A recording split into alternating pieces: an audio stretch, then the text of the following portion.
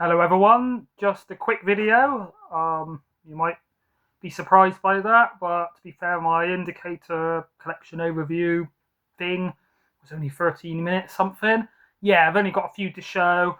Yeah, I wasn't really planning on going to a CEX, but I had a job interview yesterday. Ironically, right opposite the place I'm trying to get a job is a CEX. So not only I had some time to kill before I went into the interview as I arrived there a bit early on the bus.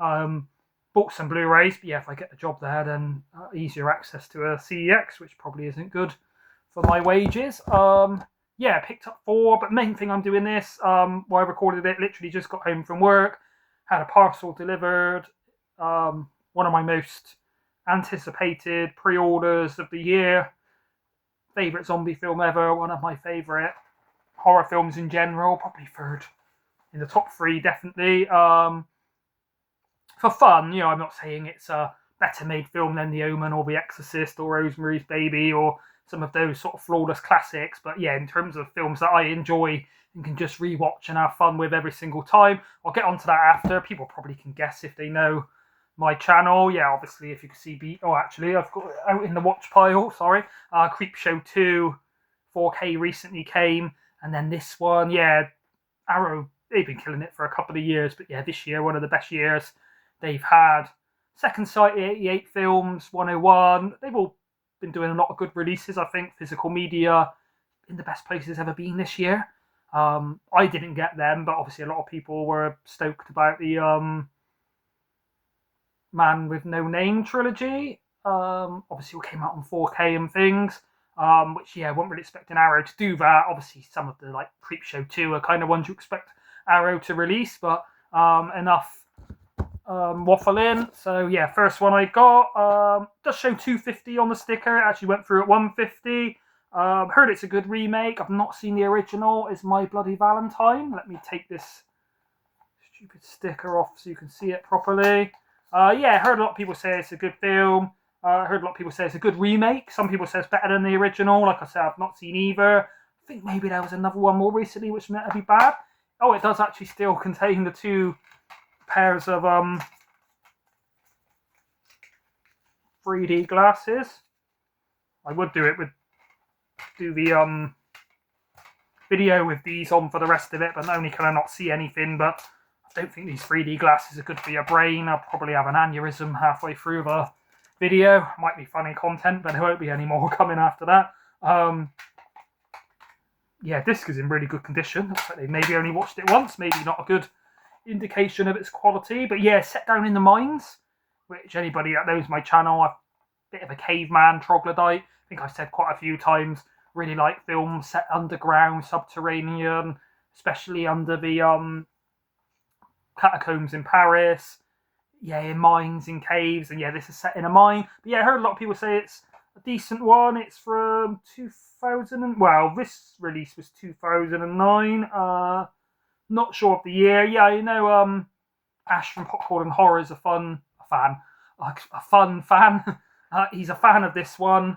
I'm pretty sure he spoke about it before. So yeah, I did message earlier in our group with him and Marcus from Expo 2708 saying, got this, have you lads seen this? And yeah, Ash said it's a decent one. He enjoys and is kind of, yeah, same as me. Me and Ash are a similar age. So yeah, when I was a teenager, 13 Ghosts, I Know What You Did Last Summer, Scream, those were all coming out at the time. And yeah, maybe if I see them for the first time, like 13 Ghosts now, I wouldn't love it, but it's got like a nostalgia attached. I hope in this My Bloody Valentine it's on the same kind of level as that. So yeah, good pick up for 150. I better get one horror film out of the four, being as it's Halloween, well, October. This one, don't really know too much about it, but a big fan of The Clash. Let me move the sticker so you can actually see the title. I think it's a film rather than a documentary. Sorry. It's called The Future is Unwritten. Joe Strummer, film by Julian Temple. £3 this one. Yeah, I did speak to Sammy G's World of Cinema. I know he's a big music fan in general, collects his vinyl and knows a lot about music. hip hop, indie, rock, all kinds of genre, punk, and yeah, I know the Clash, one of his favourite bands, the Clash's first album, I know he says is a classic. But yeah, Sammy hadn't seen this from 2006, this release, but you know, sometimes a film will come out 20 years ago and then it will just show this release, as in, you know, say Arrow Films, if they release something this year, it might show 2025 on the back, but it doesn't mean the film was released then. Usually it does have the year on the front. Oh yeah, 2009, My Bloody Valentine. This doesn't have a year. Yeah, obviously, I guess there's a fine line sometimes between a documentary and a film. Obviously, a film has actors playing the parts, whereas it looks like it really is Joe Strummer being interviewed and documented for 120 minutes. 15, doesn't say why, I guess bad language. But yeah, let me know if you know of this one. Film 4 usually release decent stuff, and like I said, I'm a fan of The Clash, so even if it's not that well made a documentary, I'm sure I'll enjoy seeing some of the performances and songs and things if it's in there. This one is an upgrade. Wasn't really planning on upgrading it, kind of happy with the DVD. I don't think it's the kind of film that benefit that much from being on Blu-ray, but when I seen it for £1, I thought, yeah, I'll get it on Blu-ray and then I can move the DVD on, is Blackfish. There's probably quite a lot of glare on this, especially when these stickers are in the way. Yeah, so anybody that doesn't know, this is a documentary about, is it called SeaWorld? Sea Life Centre's a British thing. I think it's called SeaWorld. I have watched it years ago, I think maybe twice. It's quite, I wouldn't say a disturbing documentary, but it's quite a hard watch, where it's basically about this orca called Tilikum. They keep him in confinement in like a small pen on his own, and obviously anybody knows orcas, killer whales, most whales, dolphins, things like that are very social animals. So, you know, I'm not saying any animal likes to be in captivity, kept in a pen on its own, but, you know, maybe kind of a chicken might not realise as much, whereas, yeah, they are known as some of the most social animals. So I think it was really suffering in captivity. I think you can usually tell because their dorsal fin kind of flops over when they're not happy. But yeah, basically, not really a spoiler to say, the story is Tilikum was drove insane in captivity, and he definitely killed one trainer. I think maybe he'd attacked a couple before, and they basically should have like took him out of training, or maybe done like a risk assessment on him, made the trainers aware. But I think Sea Life tried to cover it up. So yeah, it's quite not only an interesting documentary and quite dark. It goes into the details of how he sort of pulls her down and sort of tore her apart and things. It is E for exempt from classification, but yeah, it is quite a harrowing watch. But yeah, I think it's more about the what's the word? The scandal really of Sea Life. How a lot of sort of stuff going on under the scenes of what a kind of scummy conglomerate they were, and yeah, how they were treating the creatures, and this has kind of brought it to light. Yeah, it does show footage of them training them, of them, you know, jumping out the water, doing tricks. It's not just all about the sort of downside of it. Let me see if I can find the producer. No, I don't think it says the name. I was going to read out the name of the trainer. I think she was a lady that was killed by Tilikum, just because, you know, it doesn't even say that on the back. I think it does say in the film, but, you know, I think they should sort of, let you know that woman's name, sort of people can remember her. You know, it's a tragedy. I find that a lot with, like, say, serial killer documentaries, all about the serial killer, and it's never actually paying homage or condolences to the family and the people that are actually killed. And yeah, kind of the same with this one, I guess. But yeah, really interesting documentary. When I first heard about it, I wouldn't say I jumped at the thing of like, oh yeah, absolutely can't wait to watch a documentary about Sea Life Centre and orcas, but it actually, yeah, is really interesting. Like I say, quite harrowing. Yeah, I don't think a killer whale, even though they're called killer whales, orcas, I don't think they've ever actually, any of them on record has ever killed a human in the wild. So, you know, they're built up as these like vicious creatures, but yeah, I think they've only killed in captivity, so that should tell you something. But yeah, if you're into your documentaries and that is an interesting one. And then this I thought was quite a bargain because I seen this in the HMV not long ago. I think it was like at least 10, if not 12 or so. This is in really good condition. Not seen it, but heard good things about it. Obviously, I am a big fan of Bong Joon-ho, if you can see the setup there. Got most of his films. Obviously, quite a few are in the set, but I do have a few on single releases. And here's one I didn't have previously, The Handmaiden, £5. Yeah, it's quite a long film. I think it's 140 something, 146 minutes. 18 strong sex references from the year 2016. Yeah, I heard it's kind of a bit like Parasite, which is an amazing film. Yeah, heard good things about it. I know Roy, Blue Roy Movies, Roy Barrett. Pretty sure he spoke about this and said he's a fan of it. But yeah, seems to have like 4 or 5 star reviews across the board. Also a Curzon release, well, Artificial Eye, which are quite collectible. I've not got enough of them that I do them in their own section, but a bit like Indicator or Premium Collection, I think Curzon Artificial Eye usually does is a signal of quality of the film they're in. Although to say that, can I see it there? There is one I've got which I enjoy, but does seem quite contentious. Oh, this one I haven't watched yet. Berberian Sound Studio. Yeah, I heard very mixed things. Peter Strickland does seem quite a love or hate it director. And then this one I really enjoyed, but a lot of people I know just didn't get it. In Fabric. Which, yeah, just showing these because they are Curzon releases. So, yeah, for me, Curzon kind of a mark of quality. Right now, on to the main event of this video. Right, should not go on over 15 minutes, so done quite well to keep 2 videos under half an hour in the last couple of days on a combined running time, as I would usually make each one 40 minutes. I'll show it before I open it quickly as The Return of the Living Dead.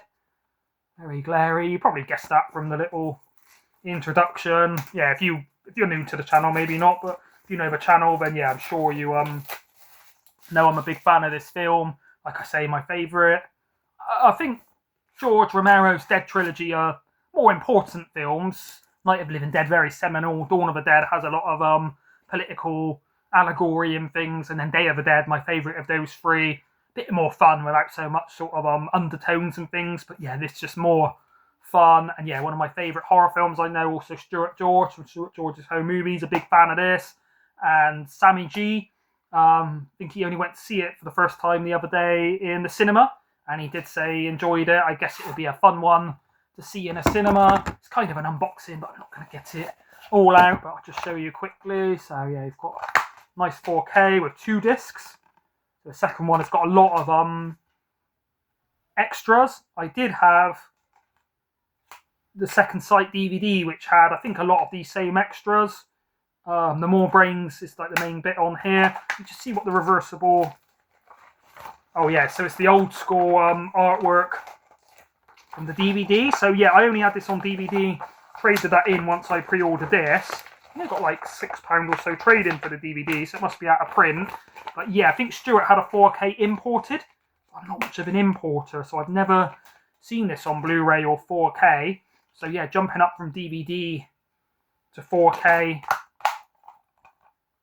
it's even more glare now, is probably quite a, you know, big difference. Hopefully you notice difference. Comes with this little booklet with Tarman takes a bite.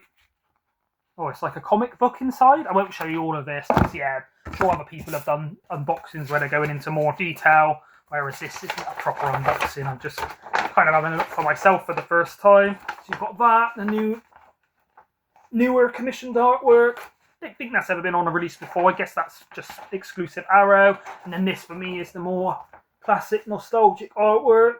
Don't have much room on the walls in this movie room to display posters. I got a few in the front room, but the area's kind of full up. So yeah, I don't know if I can really put this up, which is a shame because I would otherwise. Maybe in the front room I've got sort of I think it's RoboCop, Old Boy, and Silence of the Lambs. So maybe if I can fit some up in here, I'll kind of make them a bit more of a horror themed posters in here. But yeah, good one to watch at Halloween. I have only watched it about a month ago, but I don't get bored of it, so ready to watch it again. And yeah, anybody that hasn't seen this, I do recommend it. Directed by Dan O'Bannon, who directed, I always forget the name of it, Dead something, let me check here. Dead and Buried, which was a video nasty. And then he wrote the script to Alien. Sure, everybody knows Alien and doesn't find it boring. Yeah, a lot of good comedy and things in this. Genuinely does make me laugh. Every time I watch it, it makes me laugh more. I think some of the jokes are so, I guess it's written in the script, but some seem like they're just riffing and improvising on the spot. But yeah, some of the jokes I didn't always get, and once you watch it a few times, right, got 4K Ultra HD limited edition content. Disc 1 feature. So yeah, the main feature is on a 4K, the extras are on a Blu-ray. Might bother some people, but I don't need to see the extras in 4K clarity. It does say there's a feature runtime of 90 minutes and one of 119. I'm guessing the 119 is a disc 2, More Brains. Or whether there's 2 cuts of this. I'm not going to read it all now and check. Yeah, 90 minutes, I'm pretty sure is a normal runtime. 1984, the year of my birth, and a good song by David Bowie. And 15 contains strong language, comic, horror, nudity. So yeah, you won't go into it. You do get to see Linnea Quigley running around naked, one of the highlights of the film. There's a lot of gore, but like it says, it's done in a kind of comedy, funny way, a bit like Evil Dead 2. Last thing I will say before I go, in the words of Roy Hodgson, watch out for wabbit weasels. But yeah, there it is. So yeah, that's everything. That's quite a mini pickup. So yeah, I think I only spent £10.50 in CEX. And pre-ordered that. I think it's about 30 or so. So yeah, probably won't be doing a pickups for a while. Obviously, only just done the Indicator overview collection thing yesterday, so check that out if you've got time and you're interested in Indicator. It was more to get people to recommend some films to me, so a few people have, so thank you. Or say I get 3 people recommend one film, then maybe I'll move it to the top of the pile. I've watched 5 titles so far since the last recent watches, so probably be a little while till I come back with another recent watches. Yeah, I am going to do quite a brief, not in detail, but just showing the overview of the collection. More, yeah, I've moved some sort of stuff around and things, so yeah, I thought I'd just show it. So when I talk to people in work and say I've got a lot of films, they're like, "Oh, what? Some under your coffee table in the front room, a 50?" And I'm like, "No, about 2,000." So yeah, I thought I'd do the video to show them how many films I've got, as much as you lot. But hopefully that was interesting. Yeah, it came out today, I'm pretty sure, this Return of the Living Dead, so didn't get it early, even though I pre-ordered it, but did get Creepshow 2 5 days early. I got it on the Wednesday, it was out on the Monday, so not too bad. So thank you, Arrow Video, not their favourite customer, but I'm not down in their doghouse, is that the word? Right, thank you everybody for watching, bye.